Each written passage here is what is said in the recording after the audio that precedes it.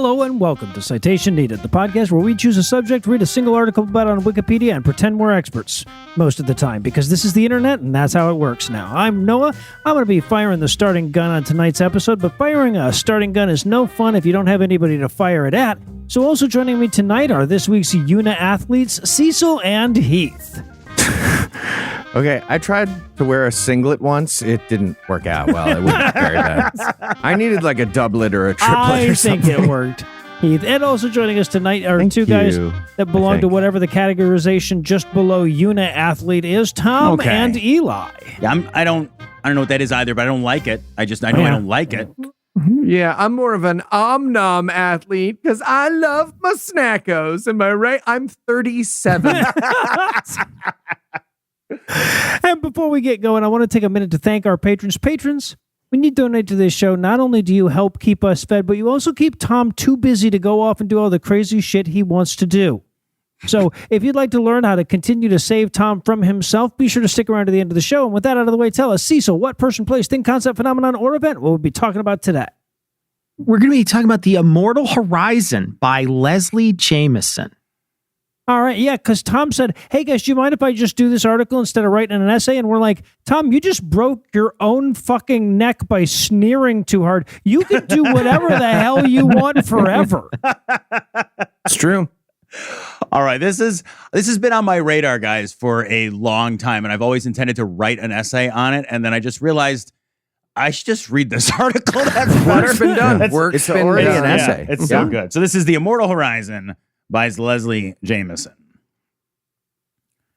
On the western edge of Frozen Head State Park, just before dawn, a man in a rust-brown trench coat blows a giant conch shell.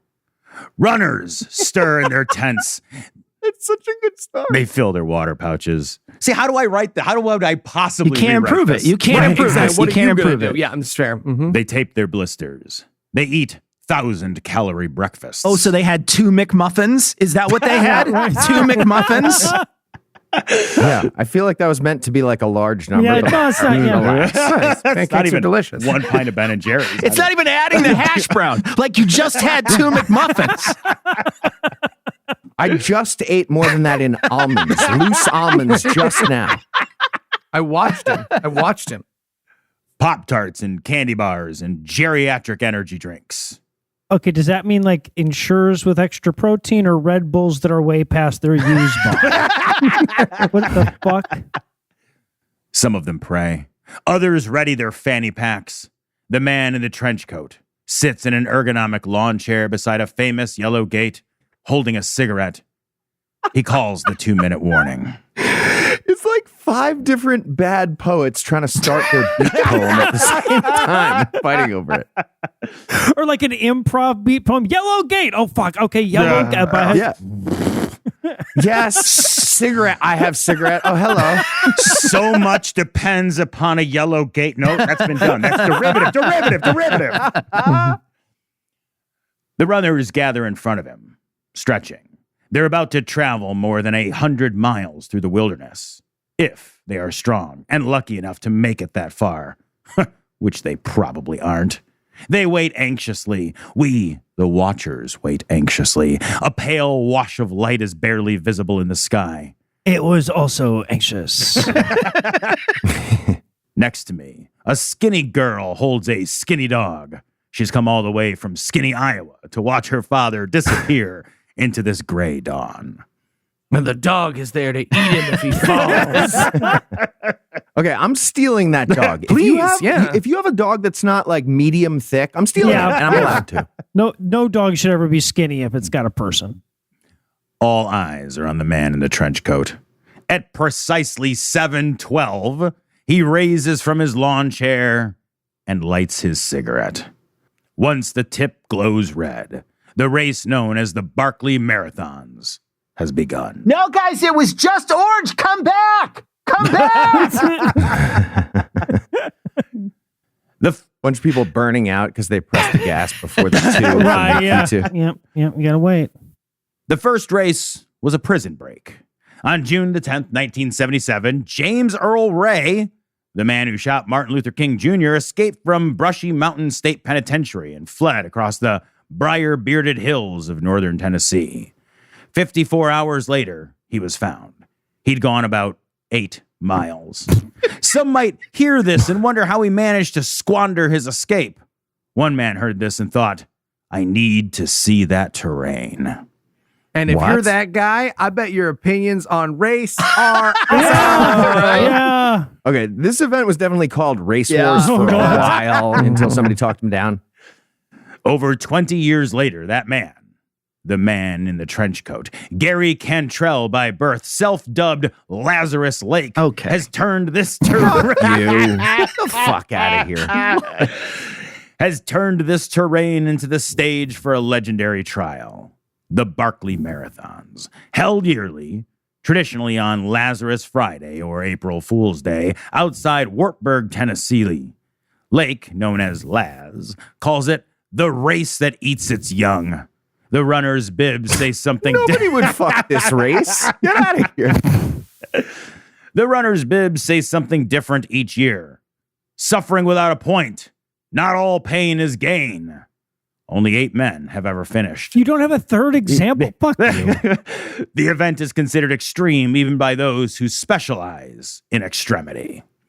How does it feel to be a single click of sanity above these people, Tom? One single click of sanity. half a click. Half a click. Come on, half a click.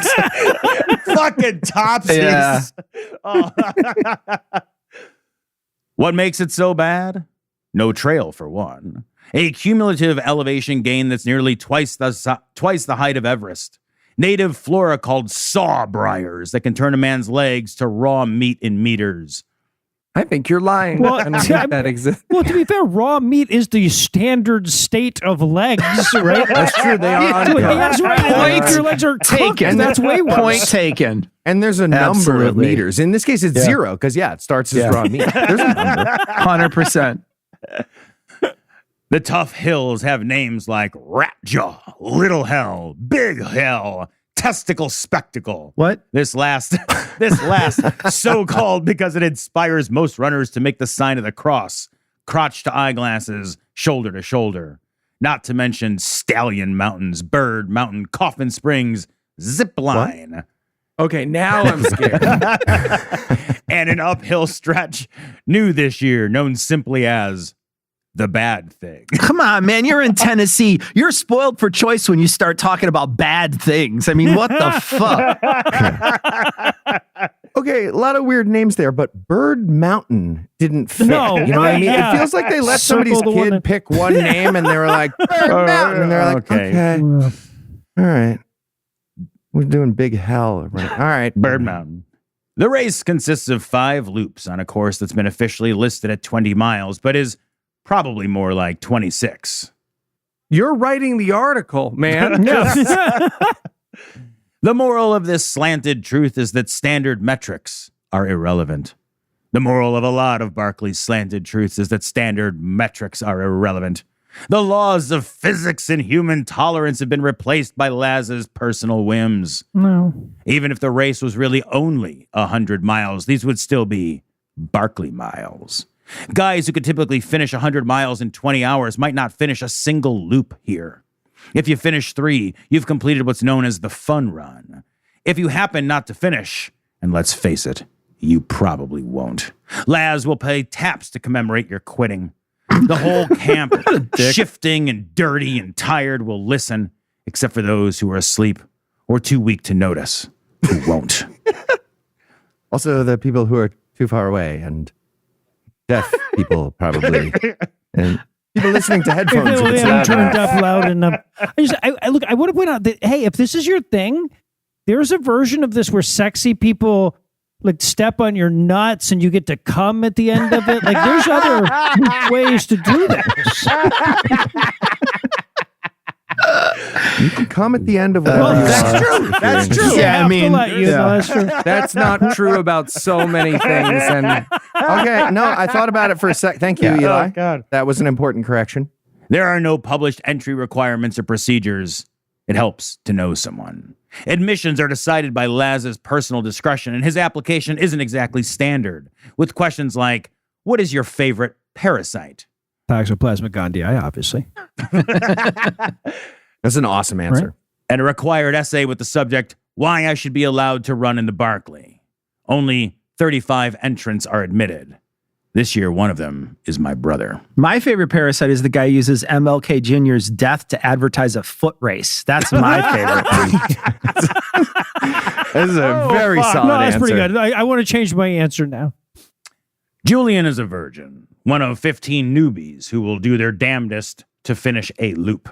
He has managed to escape the designation of sacrificial virgin, officially applied to the virgin each year, usually the least experienced ultra runner, whom Laz has deemed most likely to fail in a spectacular fashion. To get lost for so long, perhaps, that he manages to beat Dan Baglione's course record for slowest pace. At the age of 75 in 2006, Baglione managed 2 miles in 32 hours. What? Something to do with an unscrewed flashlight cap and an unexpected creek. Okay, can we pivot to that, guys? I want to hear that story. He like built a I'm house. gonna need a- like what the fuck? I'm going to need a long weekend to figure out this flashlight cap, fellas. Jesus. You go ahead. Keep screwing in at an angle. Now it's cross-threaded. I know. Fuck, I'll Twist be here away all a little day. bit and let it seat. Twist a Yeah. little away and let it seat. No, God damn it. okay. I don't understand I've been what you're saying saying. this for 30 I'm 8 hours. years younger 30 than the hours person. I've been saying this. You're going to have to explain for like 2 more hours, and it still won't help. It's probably a misnomer to talk about getting lost at Barkley. It might be closer to the truth to say you begin lost, remain lost through several nights in the woods, and must constantly use your compass, map, instructions, fellow runners, and remaining shards of sanity to perpetually unlose yourself again. No, this does not strike me as a remaining shards of sanity kind of operation. Here, okay? Remaining is doing way point. too much Yeah. work. Yes. First timers usually try to stay with veterans who know the course, but are often scraped. Virgin scraping means ditching the new guy. A virgin bends down to tie his shoelaces, perhaps, and glances up to find his veteran Virgil gone. The day before the race, runners start arriving at camp like rainbow seals, sleekly gliding through the air in multicolored bodysuits. They come in pickup trucks and rental cars and rusty vans and camper trailers. Their license plates say 100 runner, Ultman, crazy run. They bring camouflage tents and orange hunting vests and skeptical girlfriends and acclimated wives and tiny travel towels and tiny dogs. Who are they hiding from with the camouflage? Their Laz- wives. Laz himself brings a little dog named Little Dog. Little dog named with a black spot like a pirate's patch over one eye. Little Dog almost loses her name this year after encountering and trying to eat an even smaller dog, a skinny one from Iowa, who turns out to be 2 dogs rather than just one. What the fuck is happening in these woods? Is there a dog super collider? Like what? It's a super collider. Forget it. It didn't work. Forget it. Okay, skinny pregnant meth dog gets eaten by little dog with an eye patch named Little Dog. That is on brand for what the fuck's happening in Tennessee right now. God. It's a male scene. Really? There are a few female regulars, I learn, but they rarely manage more than a loop. Most of the women in sight, like me, are part of someone's support crew. I help sort Julian's supplies in the back of the car. I start to wonder if maybe I'm a woman. She is. I know, his it's though. crazy. Right, It was the it's his sister. twist of this essay for me, is that a woman wrote like this about this. He needs a compass. He needs pain pills and no-dose pills and electrolyte pills and ginger chews for when he gets And sleepy. therapy. and a kit for popping blisters that basically includes a needle and Band-Aids. He needs tape for when his toenails start to fall off. Ah. He needs batteries. We pay special attention to the batteries. Running out of batteries is the must-avoid at all costs worst possible thing that could happen. No, it isn't. Are you fucking kidding? I brought my Game Boy. But it has happened. It happened to Rich Lamaker, whose night spent under a huge buckeye tree earned it the name Limericker Hilton. Julian's coup de grace is a pair of duct tape pants that we fashioned in the manner of cowboy chaps. They'll fend off sawbriars as the idea and earn Julian the envy of the other runners. No, they don't. You know, it's actually duct tape, but lots of people get it wrong, he says to me.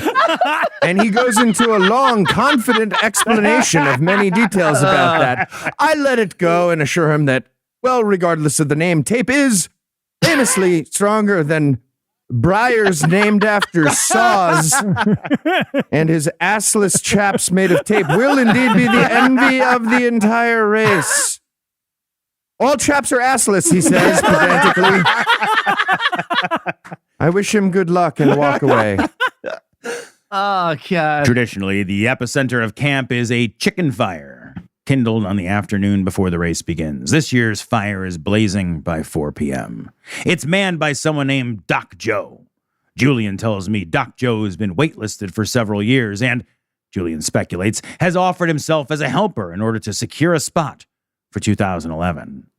We arrive just as he's spearing the first thighs from the grill. He's got a 2-foot can of beans in the fire pit already bubbling. Fuck you. But the clear stars of this show. It's a 2-foot can? You 2-foot can of beans. It's a lot. Hey, let's just fart our way through the race, guys. This is what Noah wants to eat instead of the nice places I want to take him to. I just need a 2-foot can of beans.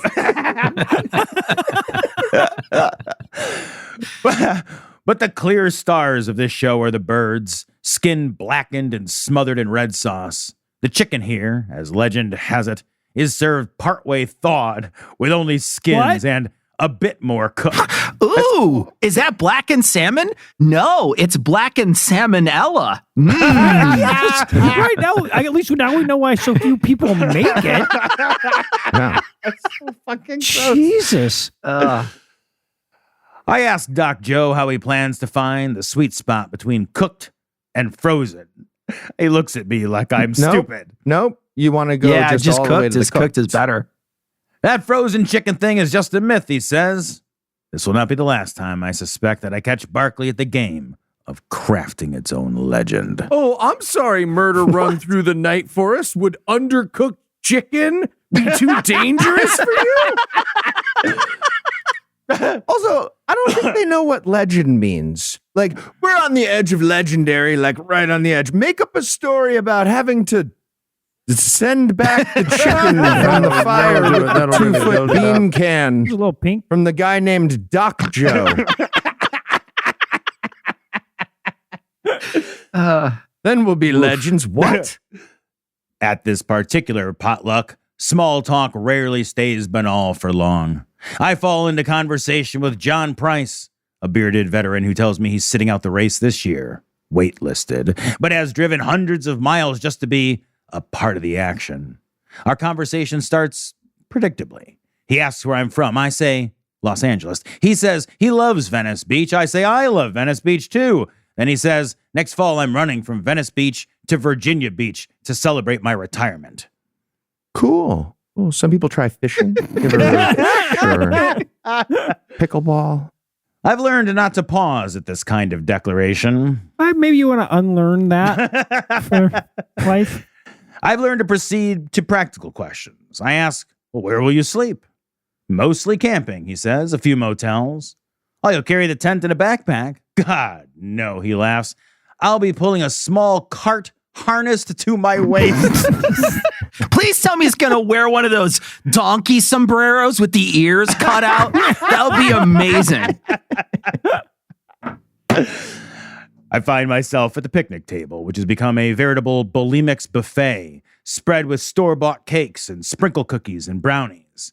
It's designed to feed men who will do little for the next few days besides burn an incredible number of calories.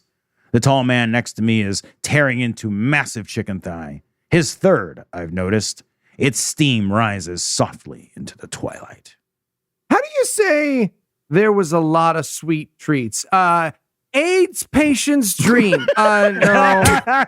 Rape victims buffet. No, buffet is keep good, going. but I want it. No, Yeah, no. hey, Leslie, that's also a buffet if you're not bulimic. That's just what the word buffet means. That is. Hey, Leslie, do you need some help? A really weird pick. So that whole Frozen thing, I ask him, it's really just a myth? It was one year, he says. It was honest to God frozen. He pauses. Man, that year was a great race. Yeah, totally. Being propelled by the diarrhea made the run so much easier. Especially in the big uphills. It was just like flying. They only for the first guy up, mind you. The other people come afterwards. You want to stay in the lead. This guy introduces himself as Carl. Bro. It's like a human centipede. Broad and good looking, he's a bit less sinewy than many of his fellow runners. He tells me he runs a machine shop down in Atlanta. As best as I can gather, this means he uses his machines to build other machines, or else he uses his machines to build things that aren't machines, like bicycle parts or fly swatters. He works on commission. The people who ask for crazy inventions, he says, sighing, are never the ones who can afford them. A lot of this article so far is just this reporter not Googling some pretty basic stuff. What I'm saying is he's the man for the job. You know what I'm saying? He's the man. Woman for the job. I The surgeon reporter is Julian's sister. Yeah, I know it sounds insane. I'm reading it. A I lady don't believe writer, it. huh? Thank you. I'm reading it, and it's written by a man.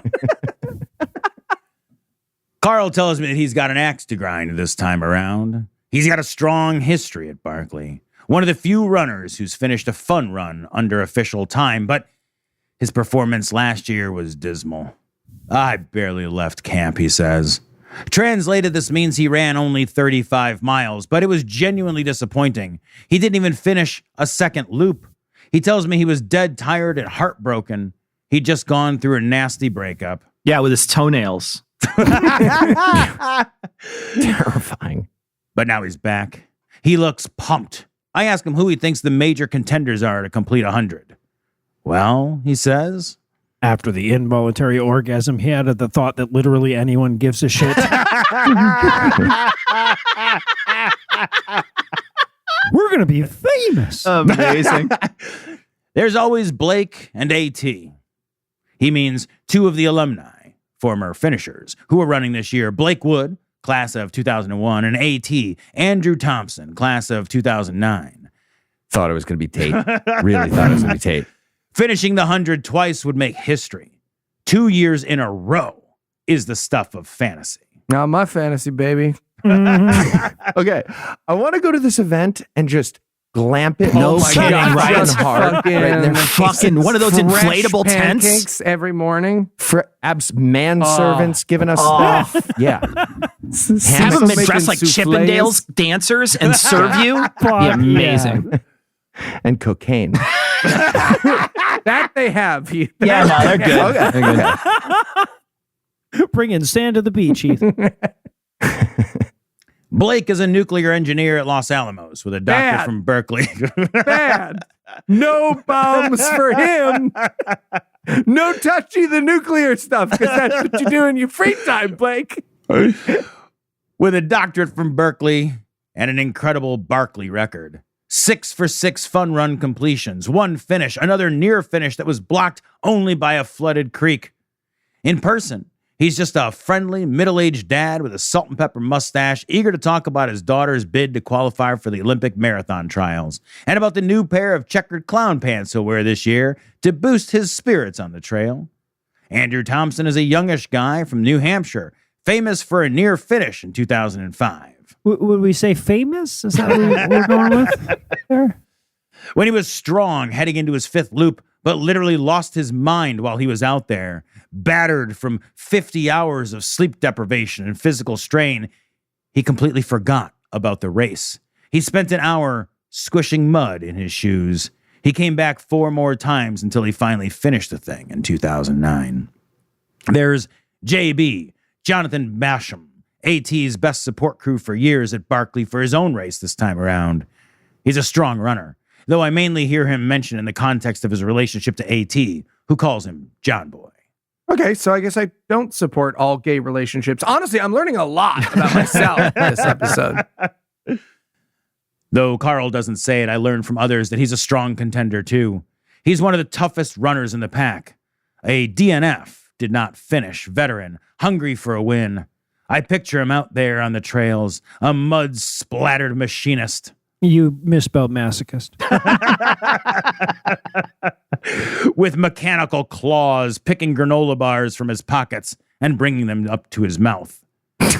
It's not. Why do you picture that, Leslie? That's not what He's not gonna Dr. happen. Octopus. He's Yeah. just a guy with a machine shop, man. I like the idea of Doc Ock doing it just for like the granola bar utility. Jewish people don't do this stuff. There are some strong virgins in the pack.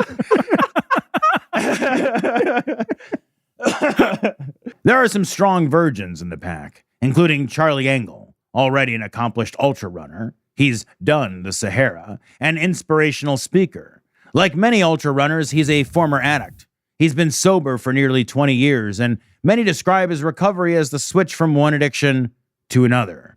Drugs for adrenaline. Trading that extreme for this one. All right. Well, as much as I hate to take a break right on the best argument I've ever heard for just staying on drugs, this is where the sketch is, so I guess we're going to take a break for a little apropos of nothing.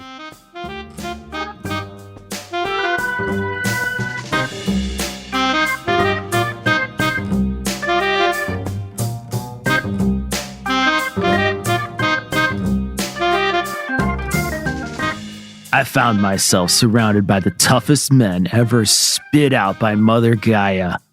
I asked Dan Schemberg why he does it, and he says, When it's just you and the road after midnight, I never feel more alive. Skeet Blatherton made it to Topeka Row last year, but took a nasty fall over a cougar and is back this year for revenge. When I ask him what's different this year, he says, Now I've got something to prove to me and to the cougar. and that's just fine by me. Tom Homuck is new to the game, and when I ask what gets his motor running, he says, I am terribly mentally ill. I'm sorry, what? Yeah, I'm not sure if I'm in a manic episode or psychosis, but whatever I'm doing to my body is just as destructive as any other form of self-harm. Okay, well, I really just found this one sliver of toxic masculinity that allows me to do this. If there was a shooting yourself in the head Olympics, I would join that as well. And just honestly, anybody who claims to care about me should stop me from doing this and get me the help I desperately need, you know? okay, well, Steve Wilson. I think I probably feel that way Yeah, too. me too. Now that I think about it, Tom said smart Why stuff. don't our loved ones stop us? You guys are kind of messing up my thing here. Your thing is predatory voyeurism. It is. Let's continue with the story.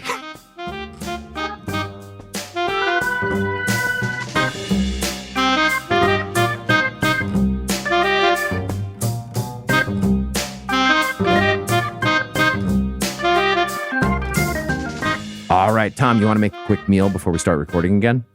Oh, I could eat. Yeah, me too.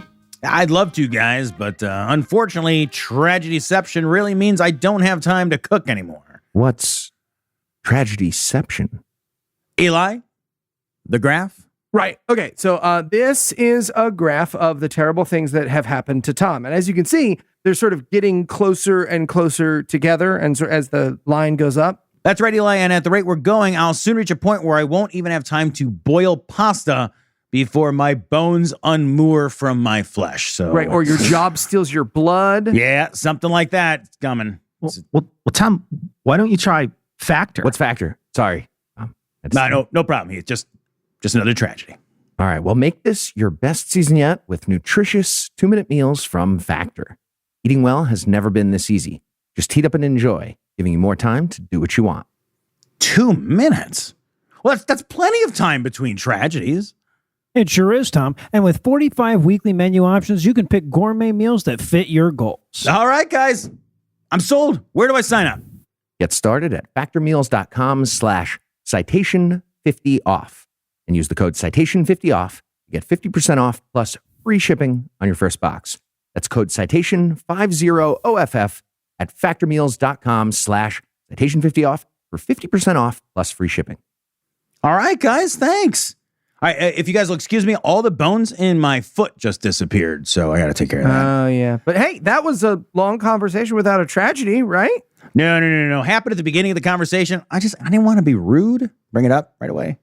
Got it. Did you dig up a priest's grave when you were younger, Tom? Oh, yeah. Lots. Okay, so it could be that. I'm still going with the Baba Yaga thing. Yeah.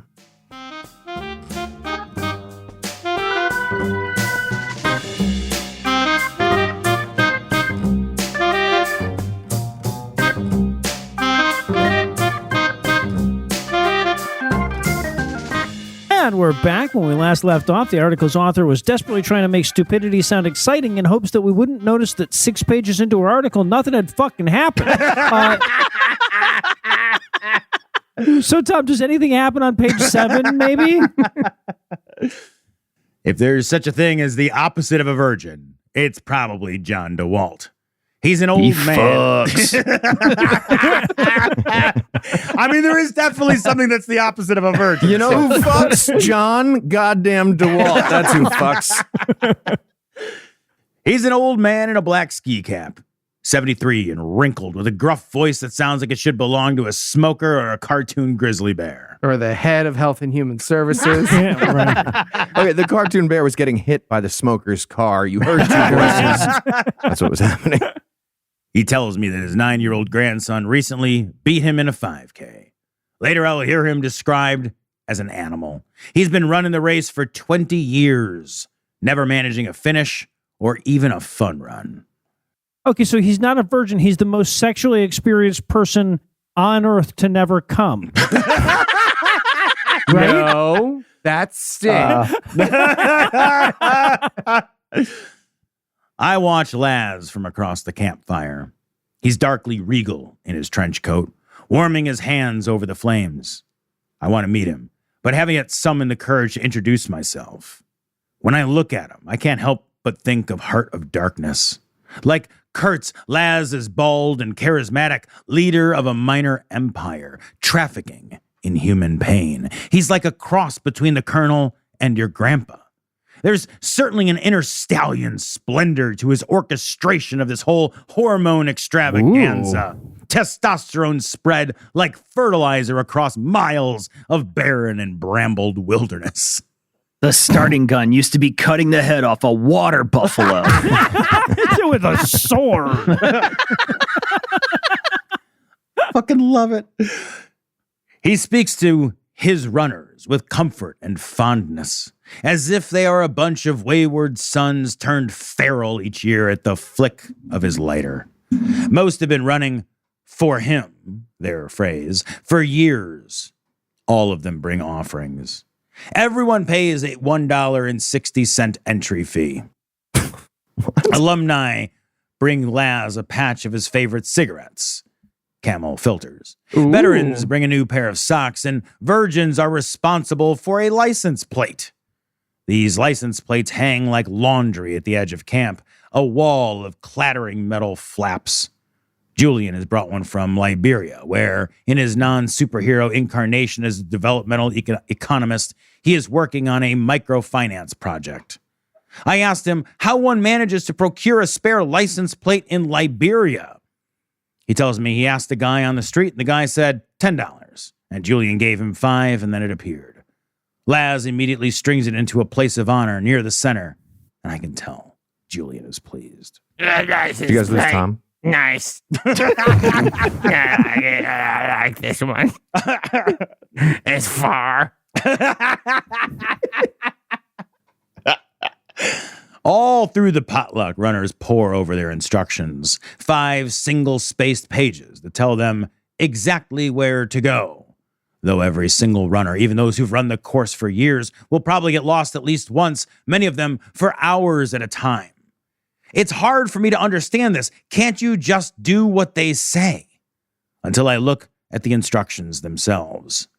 They range from surprising. The coal pond beavers have been very active this year. Be careful not to fall on their sharpened stumps they've left. To self-evident. All you have to do is keep choosing the steepest path up the mountain. Okay, on years with only medium beaver stabbing, he leaves that out from the instructions. But the instructions tend to cite landmarks like the ridge or the rock that seem less than useful considering. And then there's the issue of the night. Okay, so I want to dwell for a second on the fact that don't fall onto the sharpened stakes in the ground was the example before self-evident. Right? Like, the official Barkley requirements read like a treasure hunt. There are 10 books placed at various points along the course, and runners are responsible for ripping out the pages that match their race number. Laz is playful in his book choices. The Most Dangerous Game, Death by Misadventure, A Time to Die, even Heart of Darkness, a choice that seems to vindicate my associative impulses. The big talk this year is about Laz's latest addition to the course, a quarter-mile cement tunnel that runs directly under the grounds of the old penitentiary. There's a drop through a narrow concrete shaft to get in, a 15-foot climb to get out, and plenty of standing water once you're inside. There are also, rumor has it, rats the size of possums, and when it gets warmer, snakes the size of arms. Whose arms, I wonder? Most of the guys here are pretty wiry.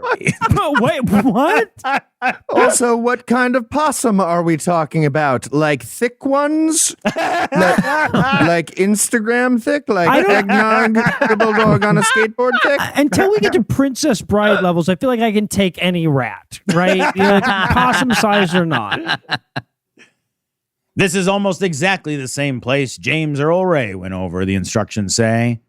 Thanks a lot, James. Oh, a perfectly chill thing to include a thanks to the guy who killed MLK. Thanks a lot, James, for getting all this business started. I feel like this isn't the only thing you're grateful to James about, and it makes me okay with you running around in poopy water without toenails. That's reasonable. Yeah. So I'm assuming the King family is running this whole thing as a prank, and that's making it fun for me again.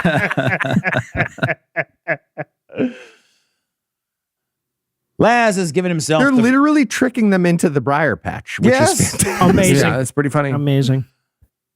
Laz has given himself the freedom to start the race whenever he wants. He announces the date, but only offers 2 guarantees. That it will begin sometime between midnight and noon. Thanks a lot, Laz. And that he will blow the conch shell an hour beforehand in warning. In general, Laz likes to start before dawn. At the start gate, Julian is wearing a light silver jacket, a pale gray skull cap, and his homemade duct tape chaps. He Don't looks overpronounce like it a like robot. you knew it was duct tape the whole time. Oh, let me go back. Let me go. And his homemade duct tape chaps. He looks like a robot. He disappears uphill in a flurry of camera flashes. Immediately after the runners take off, Doc Joe and I start grilling waffles. Laz strolls over with his glowing cigarette, its gray cap of untapped ash quaking between his thick fingers. I introduce myself. He introduces himself. He asks us if we think anyone has noticed that he's not actually smoking. I can't this year, he explains, because of my leg. He's just had surgery on an artery and his circulation isn't good. Despite this, he will set up a lawn chair by the finish line, just like every year, and stay awake until every competitor has either dropped or finished. Dropping, unless you drop at the single point accessible by trail, involves a 3 to 4 hour commute back into camp, longer at night, especially if you get lost, which effectively means that the act of ceasing to compete in the Barkley race is comparable to running an entire marathon. Not unless you use a lesser known strat I like to call fucking dying, Leslie. Get good. I tell him his cigarette looks great as an accessory. Doc Joe tells him he's safe up to a couple packs. Doc Joe, by the way, really is a doctor. Yeah, but clearly not a good one, but a doctor. Yeah. Yeah. Well, then, Laz says, smiling, guess I'll smoke the last quarter of this one. Yeah. He finishes the cigarette and then tosses it into our cooking fire, where it smokes right into our breakfast. Oh, gross. Fucking disgusting. I am aware that Laz has already been turned into a myth and that I will probably become another one of his myth makers. Various tropes of masculinity are at play in Laz's persona. Badass, teenager, father, demon, warden, and this Rubik's Cube of testosterone seems to be what Barkley's all about. I mean, so far, he takes terrible care of his body and threw a lit cigarette into your breakfast. It doesn't sound like my dad, Leslie. Yeah, same. No toothpicks in the waffles at all. That we know of. I realize Laz and I will have many hours to spend in each other's company. The runners are out on their loops anywhere from 8 to 32 hours.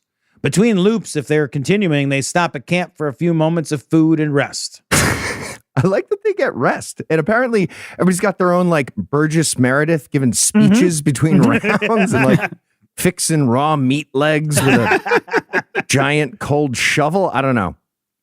This is both sucker and sadism.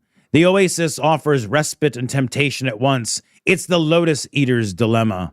Hard to leave a good thing behind. Yeah, I mean, who can escape the temptation of cigarette ash waffles? I mean, Exactly. pull me back My in. amazing glamping setup with like robes and slippers and puppies to play with. Oh, there you go. It's Honestly, going to be tough. it's such a brilliant idea because it would absolutely ruin it for Yeah. them, Keith. It Yeah. would ruin it for every single one of them. Okay, but to be clear, other races have that everywhere.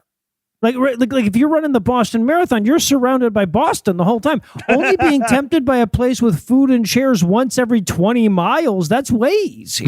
True. Fucking wussies. Bunch of wusses doing this race. I use these hours without the runners to ask Laz everything I can about the race. I start with the start. How does he choose the time? He laughs uneasily. I backtrack, apologizing. Would it ruin the mystery to tell me? One time I started at 3, he says, as if an answer. That was fun. Last year you started at noon, right? I heard the runners got a little restless. Sure did. He shakes his head, smiling at the memory. Folks are just standing around, getting antsy. Was it fun to watch them agonize, I ask? A little frightening, actually, he said. Like watching a mob turn ugly. Okay, so nobody in this situation is having a good time.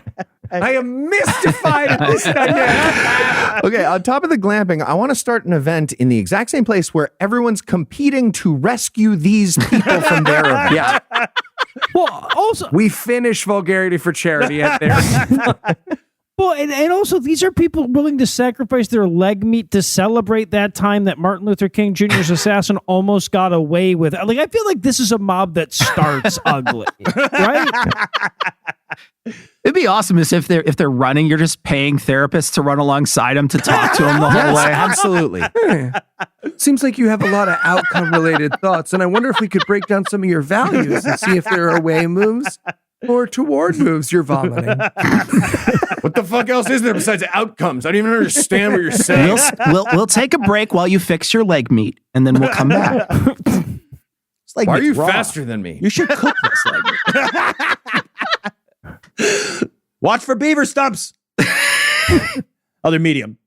As we speak, he mentions sections of the course. Danger Dave's climbing wall. Raw Dog Falls. Pussy Ridge. Caliente. To a woman. Calientes. To a woman. Okay, that last one is a myth, right? Oh, God. As if I'd know them by heart. I ask whether Rat Jaw is called that because the briars are like a bunch of little rodent teeth. He says no. It has to do with the topographic profile on a map.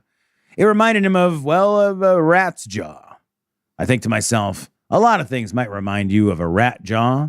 The briar scratches What? are known. This writing is so crazy. This is not writing. a lot of things remind you of a rat jaw. I've come across zero in my life to this point.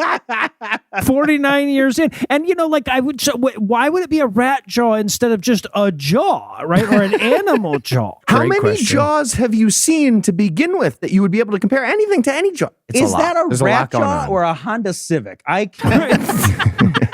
Could be either. Could be either one. The briar scratches are known as rat bites. Laz once claimed that the briars wouldn't give you scratches any worse than the ones you'd get from baptizing a cat. I asked about Meth Lab Hill, wondering what its topographic profile could possibly resemble. Oh, that's easy, he says. First time we ran it, we saw a meth lab.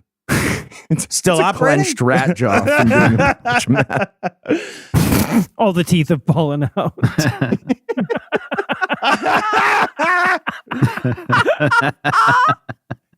Still operating? They're in Tennessee. Does Walter White shit in the woods? Of course it's operating. What are you talking about? Yeah, he laughs. Those suckers thought they'd never get found. Bet they were thinking, who the fuck would possibly come over this hill? I'm just picturing a bunch of strung out meth dealers burning their fingertips in chlorine, watching these guys being like, that's not healthy right there.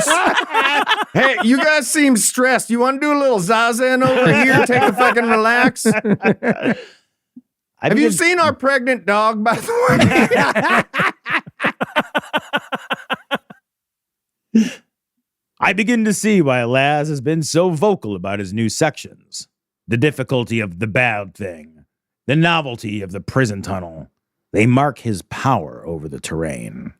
Do they, Leslie? Okay, I'm 100% certain that Laz peed on this entire trail in the months leading up to the Well, event. and probably on somebody's breakfast to establish dominance at some point or whatever. Doc Joe said I could. Laz has endured quite a bit of friction with park officials over the years.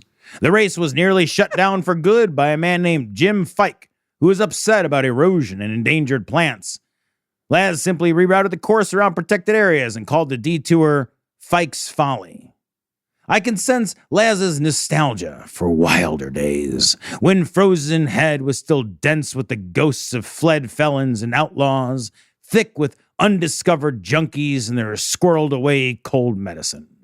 This author has never passed on a problematic turn of phrase. I'm terrified someone's going to turn out to be cheap in this story. I live in fear, Leslie. Frugal. I bet you'll use frugal as her adjective. Globalist. Times are different now. Tamer.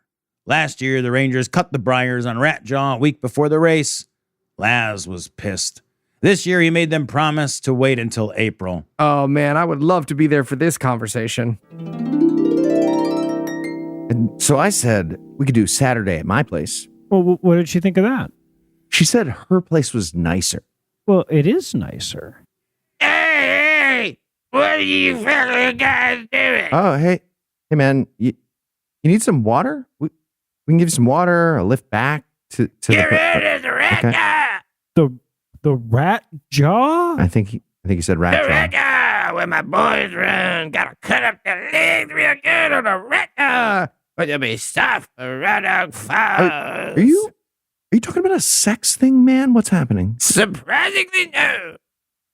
Oh, wait, I know this guy. This is Laz.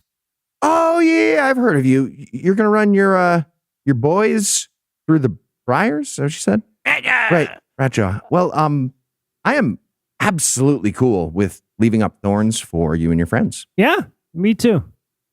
You have? Why? Because you made a race to celebrate the guy who shot Martin Luther King Jr. It's coincidence. No, it's not. No, it's not.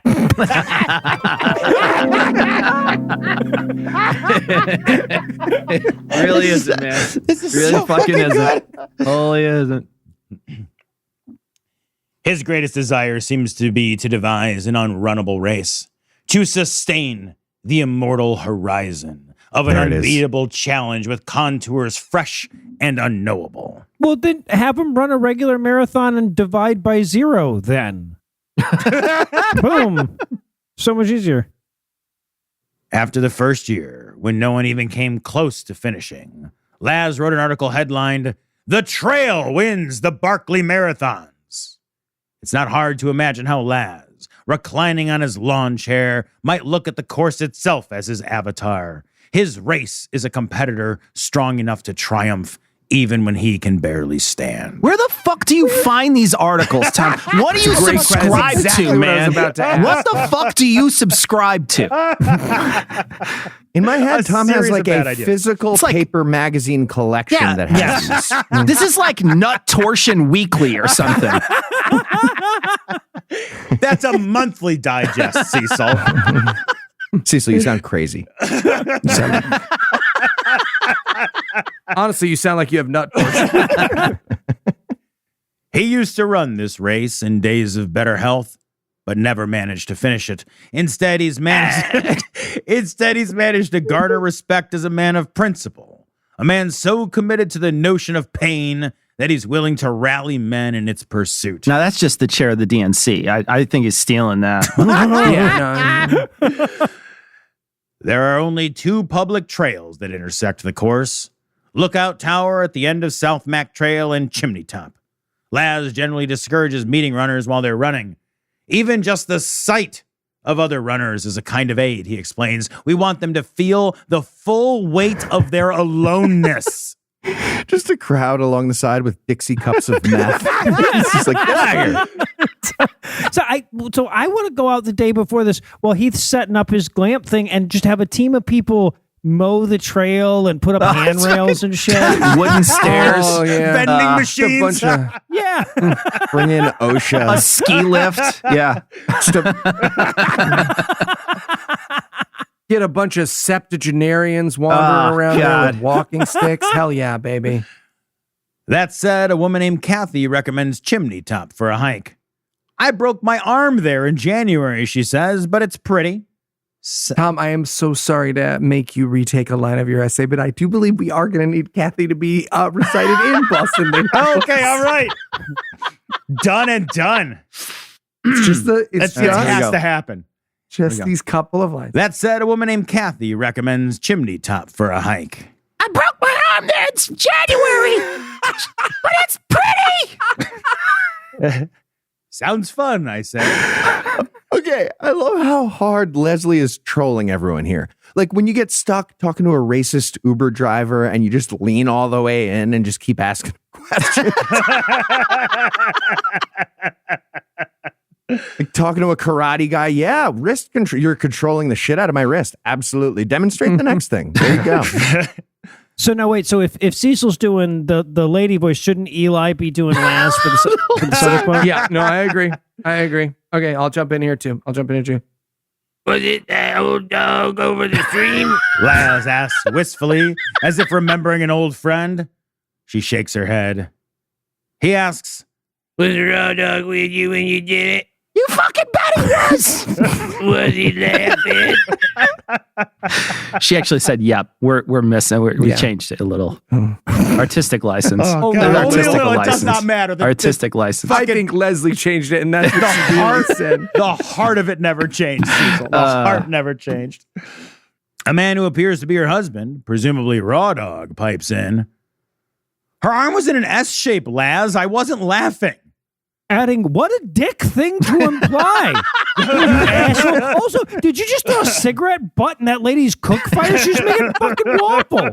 You prick. Laz considers this for a moment. Then he asks her. Did it hurt? I think I blacked out. She laughs. But then I heard I was cussing the whole way down the mountain. Okay, I want to take away all these people's right to vote. Nobody too. gets to Eli, there vote. needs to be. And they're telling gotta do these something stories about it. like they're happy about it. Like they're all talking wistfully, like Tom describing his quote favorite childhood memories, and everybody else is like, dude, what? I watch Laz shift modes fluidly between calloused maestro and den father. After nightfall. He assures Doc Joe. There will be Jesus garden. Christ. But then he bends down to pet his pirate dog. You hungry, little? He asks. You might have got a lot of love today, but you still need to eat. You sound like Sling Blade, kind of. Yeah. Little. Some calls it a Barkley Marathon. Whenever I see him around camp, he says, You think Julian is having fun out there? I finally say, I fucking hope not. And he smiles. This girl gets it. Wait, a woman wrote this? The twists keep coming, everybody. I did not. I'm not sure. But I can't help thinking his question dissolves precisely the kind of loneliness he seems so interested in producing, and his runners so interested in courting. The idea that when you are alone out there, someone back at camp is thinking of you alone out there is, of course, just another kind of connection. No, it's not. Which is part of the point of this, right? Dude, fuck you for putting a question mark there. I can't imagine the point of this, Leslie. This is your fucking job. Hey, do you guys know why I'm writing? Alone is together if you think about it, right? I said to my keyboard alone.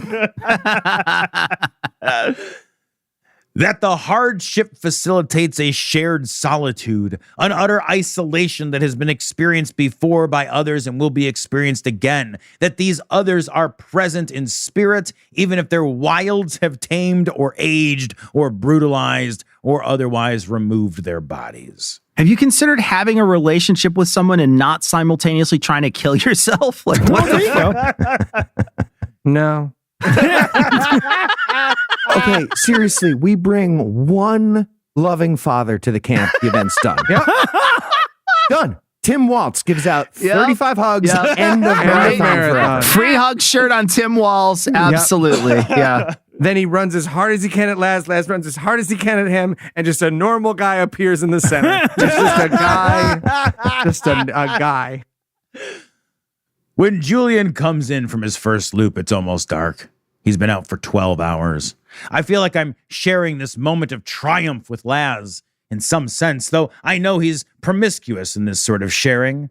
There's a place in his heart for everyone who runs his gauntlet, and everyone's silly enough to spend days in the woods just to watch someone touch a yellow gate. Julian is in good spirits. He turns over his pages to be counted. He's got 10 61s, including one from The Power of Positive Thinking, which came early in the course, and one from an account of teenage alcoholism called The Late Great Me, which came near the end. I notice the duct tape has been ripped from his pants. You took it off, I ask? Nope, he says. Course took it off. And now the Briars are the envy of the race. Oh, well. Whatever. In camp, he eats hummus sandwiches and Girl Scout cookies, barely manages to gulp down a butter pecan and sure. Because fucking yuck. Why? I know, fucking hell. Woof. Jesus. He's debating another loop. I'm sure I won't finish, he says. I'll probably just go out for hours and then drop and have to find my way back to the dark. Julian pauses. I take one of his cookies. Just He real says- quick, I'm just going to grab this real quick.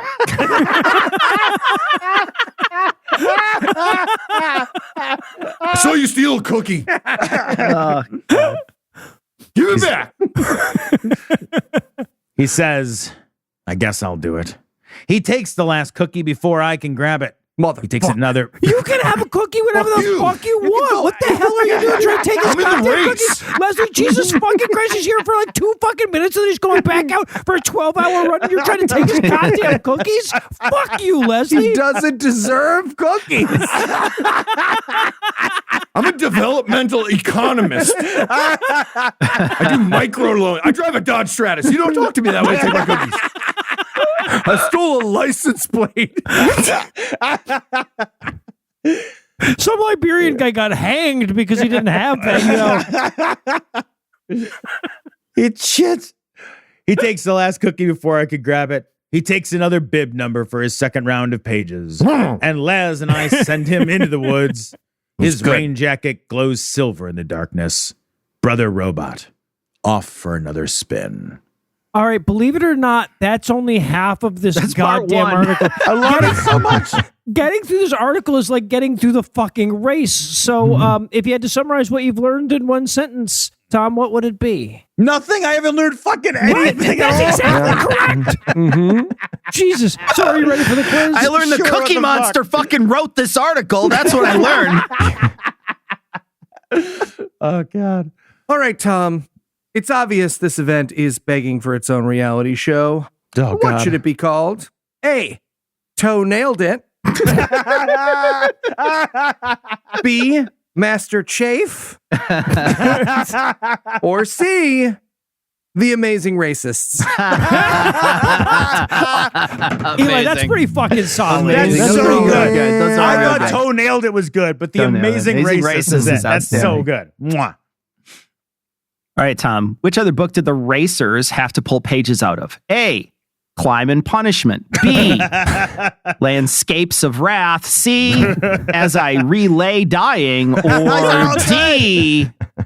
Game of Thorns. Oh. God, those are all good. Those are all so good. Climb and Punishment. I'm going Climb and Punishment. Correct. Knew it. Nailed it. All right. Well, they did a great job of honoring James Earl Ray, but which of the following is the best assassin-based sporting event out there? A. The Sir Hanley Cup Finals. Nicely done. B. The Ski Harvey Oswald. C. The Iditarod The Iditarod. Oh. Innocent Man. We're going to get some Completely emails now. Speaking of which, D. The O.J. Simpson trials.